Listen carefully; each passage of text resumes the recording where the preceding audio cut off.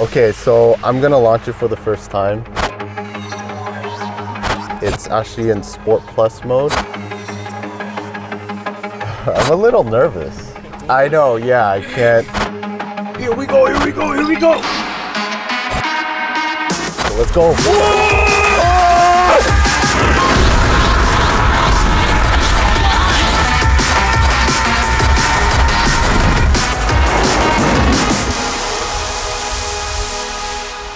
Check out that color. Look at that, they call it Mamba Green. I love this car. This is quite a package. I have a Taycan Turbo S. This one has a much bigger trunk. This is the new Sport Turismo version of the Taycan GTS trim. You have these black rims, you see the red calipers. You've essentially got comparable performance to the regular sedan with a bigger trunk. It's honestly negligible, the difference, and I've been driving this one around instead of the Taycan Turbo S, and even though this is the GTS trim, the experience is close. We still have our charge ports on either side. This has the sport design styling. This extra little piece, trim piece, and the difference in shape is an option you can get on the Taycan. Just maybe makes it look a little bit more aggressive. The color here is really cool. This is a metallic color, Mamba Green, and depending on the way the light is reflecting off of it, you get different tones of green. On the front, we do have a frunk. Now, the only thing about the frunk on any Taycan is that there's a latch, like there would be on a typical hood. It doesn't come straight up, but it does have a satisfying click when you close it, unlike on the Tesla. This is really clean under the hood. You're just gonna have a spot for your washer fluid, and that's pretty much that. Satisfying click. This is gonna be your secondary charge port. This is touch-based, so you just slide underneath and it pops open. And this secondary flap over here is gonna give you that extra charge potential. The handles, they're recessed, aerodynamic, drag coefficient, minimizers. You know what I'm saying? They pop out. They're motorized though when you approach. With this GTS trim, you have this glossy piece along the bottom side here. You know, it makes the car look a little bit lower, a little bit speedier. So just a nice little kind of extra touch. You have the glass roof, giant panoramic, and actually on this model, you can get a roof rack from the factory. So you can get rails so that you can have crossbars and put your cargo or whatever you want, I don't know, snowboards. What do you do? The canoes, right? Kurt could put a canoe up there if he wanted. A canoe on top of a Taycan is something I like about that. You can put a canoe so long as it has a good drag coefficient. This is where the magic happens on the Sport Turismo. What a lovely trunk. Now, you guys know I'm constantly moving gear and stuff around. You know, it's not the hugest trunk in the world on the Taycan. As much as I love driving it, sometimes I'm wishing I had a little bit more cargo space. That's what this one does. It's like a reverse mullet. This is a party in the front, business in the back. This is where you gotta get your work done. You gotta pack your stuff, you gotta pack your people and their cargo. But from the front, this thing looks exactly like the other Taycan. You can't tell the difference. And also from a performance perspective, like I said, it's gonna perform the same way. I realize this is the GTS trim compared to the Turbo S trim that I have, but if you outfitted, say, the Cross Turismo with the Turbo S trim, it's essentially gonna perform in the same way. And even just driving this GTS around, I'm like, wow. Another difference I should mention before I pop the trunk, because I do believe that's the most exciting aspect of this. GTS trim has the red caliper and the steel brakes, as opposed to the ceramic brakes, which comes on the Turbo S trim. So that's another difference that I noticed in driving this one around. Worth noting. Many people think, by the way, that when it comes to cost to performance, and this is even before the Taycan, many people believe the GTS is kind of the value point, performance and cool looking trim, but then without having to spend that kind of crazy turbo money. Some people call it the sweet spot. Here you can see we have the blacked out Taycan GTS on the back, motorized obviously, and a huge opening so that you can really get big items in there. You're not gonna be competing with the top part of the opening as you try to jam things into there. They have been very thoughtful on the standard Taycan sedan and the Sport Turismo in the fact that this is actually a big enough horizontal space here to put golf clubs. So you can throw golf clubs here and still have tons of cargo in front of it. There's a little bit of cargo underneath here as well if you have smaller items that you don't want to have moving around. And the same thing goes in these cubbies, which are actually quite deep in the sides. We have a little bit of netting here, a couple of straps for keeping things in place. Another nice thing that I like here is having this really robust metal finish here to protect against scratches. So when you're loading things in, they can bang up against it and it should be pretty durable. You also have 12-volt power back here if you want to run a little fridge or something, or you want to recharge some batteries while you're driving. The other key thing is I can reach to where the seats are and actually push them down from back here. There's a little latch up there. I can just push it from here, fold this down. And the same thing goes for the other side. And when that's in the down position, then we have even more fun with cargo, which is a new channel I'm launching on YouTube. It's where we take every car and we try to fit the most unusual and obscure items into confined cargo spaces. And we say, like, which one can do a barbecue? And then we say, which one of these cars will fit a bouncy castle? Or which one of these cars will fit a year's supply of Kraft macaroni and cheese? How big would a year's supply be? Look at that cargo! I don't know what you get excited about, but I get excited about having cargo space in a car with this level of performance. Those are things that get me excited because it's ridiculous. You never thought you would see it. When I was trying to explain this car to my kids, they're like, it doesn't look as cool as your Taycan Turbo S. And I was like, yeah, but can you do this? Can you do this? I was laying down in there, I'm like, can you do that? Man, imagine the gear we can get in. And then that's exactly what we did. I mean, it's not quite minivan status, but it don't drive like a minivan either. Does it, Mo? I didn't think so.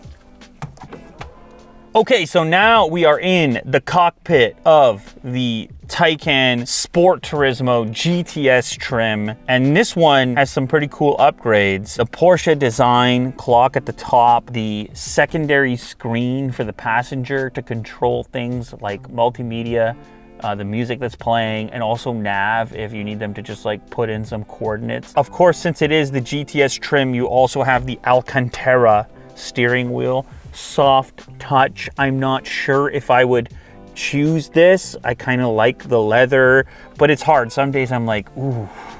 And then other days I like the grip of the leather. So it's really, I mean, it's a personal preference thing, but GTS always comes with the Alcantara steering wheel. We have lighting in here around the cup holders, ambient lighting that shows up in the dark, and you can set it to an adaptive mode, which is really cool. Different lights at different times, fading in and out, very moody. We have a lot of screens, so never mind just these two screens. This whole thing in front of me here is a nice large display as well, and it's really configurable. It's currently in, they call it the reduced setting. You can also put a map there. You can put what's called power meter, and then you can put some of your lane keep safety features on the left hand. On the right hand, we can do trip, nav, sport chrono, drive mode. Sometimes I like to have drive mode there just to remind me which drive mode I'm in. And while we're talking about drive mode, it's controlled via this little dial right here. So you're constantly reminded to change your drive mode, which is good. If it's buried in a menu somewhere, you really don't want to access it all that frequently. So it means you end up probably having a performance car in normal too often. This is nice because you can just very quickly, like, boom, I'm in Sport Plus. You can see the adjustments, and the adjustments are legit. Like, the suspension is going down right now, and Kirk noticed. The stiffness changes, the steering changes, the acceleration changes, everything changes with each mode, and there's even individual modes to set up your custom specifications. So you can see the drive mode, individual, Sport Plus. The chassis is selectable from normal, Sport, Sport Plus, the height, lift, regular, lowered, low. Lift is really cool when you're going through a drive-through or something like that to elevate, have a more comfy exchange as you tap to pay and then receive your coffee or whatever. And it will remember, obviously, locations where a lift is necessary. We also have recuperation. That's your regenerative braking, which don't even get me started on how beautiful Porsche's implementation is of regen initiated via the brake pedal.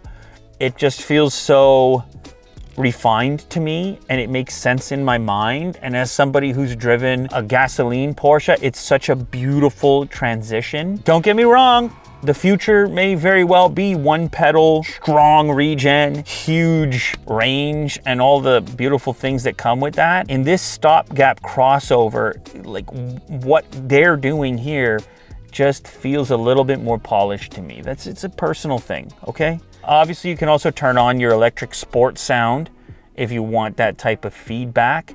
Sort of sounds like a spaceship, but the feedback's also useful so you have this reminder of how fast you're actually traveling. Another cool thing, as you change your drive mode, you'll see the range that your car has remaining changing. 287, 294, 302, and then all the way to range mode, 311. Range mode is interesting. It will put the car in a lowered setting. It will limit your top speed, so it'll aim to be as aerodynamic as possible, and obviously it'll give you the most range possible. You'll put on your regen braking and so forth. Now this is a new menu that they've come up with, and I like it. I like it a lot. They've done a great job of kind of updating it, but not overhauling it to the extent that it doesn't feel familiar. And now we have color-coded icons as opposed to the monochromatic thing they had going on previously, which lets you just more easily tell what you're tapping on. So we have nav, we have the secondary display, which also lets us launch into there, and we have our climate related controls, which are persistent. They're always here. You don't need to go into a menu. You don't need to click on one display multiple times to access them. They're just always there. I just want to change the temperature. There's no faster way than having it persistent and always there as it is in this vehicle. Other things like heated and cooled seats, you just want a button. I don't care if it's a screen. I want it to be persistent, reliable, and where I expect it to be. And that's the case with this secondary portrait style display that they've put in this location. This pad here you can also draw on if as an input method. If you want to put some text in and you don't want to use voice, you can do that there. But the beauty is we have Android Auto, and we have wireless Android Auto. You step in the car, it loads up your apps, your music, Google Maps, Google Assistant. Unbelievable. Once you're using Google Assistant in your car, there's nothing that I've experienced that's as effective for constant interaction. You're driving. Voice is better. It's faster. You do it more frequently. And Assistant is at the top of the food chain when it comes to voice input. Of course, you also have Apple CarPlay if you're on the Apple side of things, but there's nothing better than just having your phone in your car, on the display, and you can put it away, charge it, not even think about it. Everything is right there. For me, it's the biggest thing missing on the Tesla side. I really wish there was some kind of way of doing this, but at the moment, not exactly. Another thing I should mention about this car, mine as well, incredibly easy to park. The turning radius is so tight and wonderful. This just feels such a pleasure to park. It feels so much smaller than it actually is. Not just to park, but also to drive. Some other buttons that I really like on this secondary display, just controls for the car. You want to quickly open the hood or trunk, or open or close the trunk. And then the charging as well. You want to quickly check your range, pre-cool or heat, see the percentage that it's charged. This is useful when it's actually charging. Air conditioning, you still have the funny business with the virtually moving your vents around. They stand by this idea. I think it's been mentioned here on YouTube. It's definitely not faster than just reaching up, touching the vent and moving it. With these electric cars, they want everything to be futuristic, including this aspect. Apple Music has direct integration, so does Spotify. So your phone is not gonna need to be involved. You can just use the car's connection and your credentials for Apple Music, Spotify, Apple Podcasts. No matter who's driving the car, they can click on it, I guess, via your profile. This one is outfitted with the Bose sound system. Oh, look at that. Something called Sound True for sound improvement for compressed music formats. Driving noise dependent sound adjustment, depending, I guess, how fast you're driving. So the Bose is not the top option for audio. That's the Burmester system, which is out of control. It's kind of hard to compare. It's a really expensive edition, but it does sound amazing, and it has a ridiculous amount of control for how you want it to sound. All right, now as far as space in the cabins, I think this is the 18-way seating option. We have lots of storage, surprisingly. We have a bunch of space under here in the doors, passenger and driver. We have our 2 cup holders, which I mentioned. We have a glove box. We have a little bit of storage here. I kind of wish this was a bit bigger, but I understand sleekness and so on. It does have wireless charging. You will place your phone in the upright position in this section right here. 2 Type-C connectors and a 12 volt. And also if you want to use a wired connection for Android Auto or Apple CarPlay. So there are controls on the steering wheel here. 2 wheels, which are very satisfying. You have a customizable button here, which you can set up to do whatever you want it to do. We have our voice control over here, answering calls, go back, and then this helps us navigate around our dash for things that we might want to change. And then as mentioned, we have our drive mode selector, which is the most satisfying input on the whole car probably. What does the horn even sound like? I don't think I've ever used the horn on my actual Taycan. I just realized that. When's the last time you guys used a horn? Are you frequent horners? No. Okay, the other thing, unlike some other electric cars, we have a traditional indicator. This is so natural for somebody that grew up using this. And then all of your adaptive stuff, cruise control and the sort of smart driving that the vehicle will do, which on the highway is actually pretty good. That's all controlled via this second stalk down below. You're just gonna press forward, it'll initiate it, set the speed. On the right-hand side, you're gonna control your wipers on the back and the front. Something that Porsche is doing in a maybe a different way than some other EV makers is your drive selector. So we still have an actual dedicated drive selector as opposed to something on screen. And it's satisfying in and of itself. A textured grip on here. You press up to go reverse, you press down to go into drive. You have a dedicated park button, and it just is a little bit more confidence inspiring than a display at the moment. And we have a huge power button in order to turn the car off before you get out. This is all nice Alcantara suede-like material on the liner. The whole top is glass, and you don't feel like you're missing any type of headroom. It's just a lot of space for a person my size, which is 6 feet tall. I can get very comfortable in this car from a headroom standpoint, also from a legroom standpoint, and even just adjusting the steering wheel, all super adjustable, motorized, and so on. Oh yeah, the other thing that I wanted to mention, the windows, frameless. So it's just the door you're swinging when the windows are down. And in the back, they go almost all the way down. So this has the 3-seat setup, which my car does not have. I have just a little storage area here. It's not a huge seat, but for kids or something, I kind of wish that I had ordered this 3rd seat option. I wonder if this changes. Oh, I think this is maybe not as cool. But anyway, you have 2 cup holders in here. They're pretty robust. It's a 60-40 split, so you can put down this seat and the center portion, or you can just put down this singular unit so you can make a call. We can put 2 child seats back here, 1 on each side, and it's gonna click in nicely. I also see there's an airbag indicator here, so I guess we have side airbags. The car had turned off when I got out of the driver's seat, and that pushed this seat back a little bit to make it easier for me to get out. I actually have even a little bit more legroom than I originally thought, because this just moved forward when he powered it back on. The other thing to mention, this one is outfitted with the rear climate display. As you can see, the individual in the back can select their optimal climate, plus they get a little basket, little bin down here. So here's the coolest thing though. It's back here, this giant trunk behind my head here. As an example, you could easily access stuff that you have in the back. You could have a little fridge back there and access some cold drinks or a sandwich that you packed for your trip, for your picnic. I just am thinking of all the possibilities that you're now capable of so much more because of your cargo dreams. Mo's always wearing cargo pants. So he's obviously thinking about cargo. Is he actually wearing cargo pants right now? 100%. Do you see what I'm talking about? I feel like you should start to understand me, Mo. I'm trying to say, no, you can have it all. So I'm trying to say. You can have it all. So I'm trying to say. You don't have to compromise. I feel like you could probably even fit your dog back there. Hops over there, all the seats down. It's a luxury ride. People are like, don't let the dog back there. What are you talking about? It's a Taycan Sport Turismo GTS, dude, in the Mamba Green. You guys tell me what you think. Far as I can tell, I think it's a pretty cool package. I think maybe we're ready for the wagon to be back. Maybe the wagon can be cool. Maybe it's just wagon time. There's too many SUVs over there.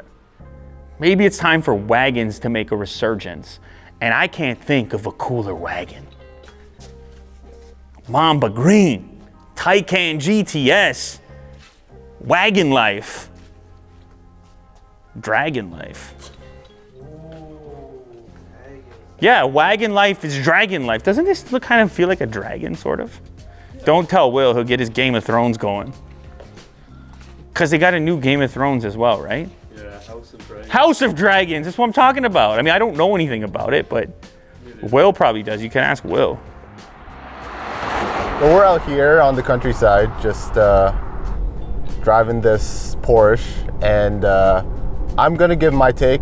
I don't drive Porsches, so I've heard that this is a pretty fast one, and we're gonna launch it.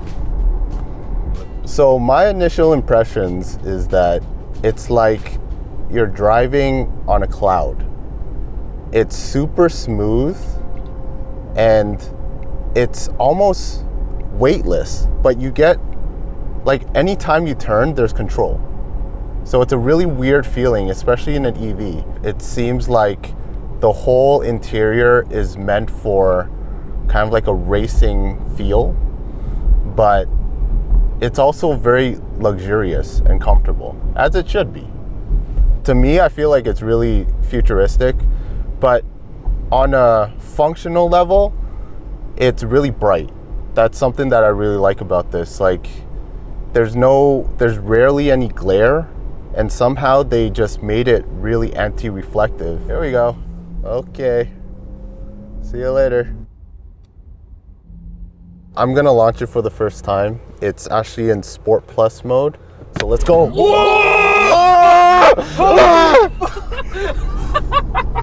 Oh my god, that was... No warning, bro. He's gonna count us down. This episode has been sponsored by Van True and their Element 1 dash cam. This has a really unique feature where it sticks on with a magnet, so you can pull it off really easily. It also gives you 2K recording, which is crystal clear at 30 frames per second. You have voice control, Wi-Fi, and app control. Plus, there's a wireless remote controller if you quickly want to send a video clip to storage to make sure it can't be overwritten if it's an important video clip. You've also got a circular polarizer filter in order to cut down reflections from your windshield while you're recording on your dash cam. As you can see on the app, you can preview. You can also trigger recordings from there. There is a screen on the Element 1, and Van True also micro SD cards to get you up and running. So the cool thing with this mounting setup is that the power plugs into the mount rather than the camera. So the camera remains removable so you can take it with you and not leave it exposed and hooked up. You're not gonna need to plug it back in and fiddle with a cable each time you want to attach it.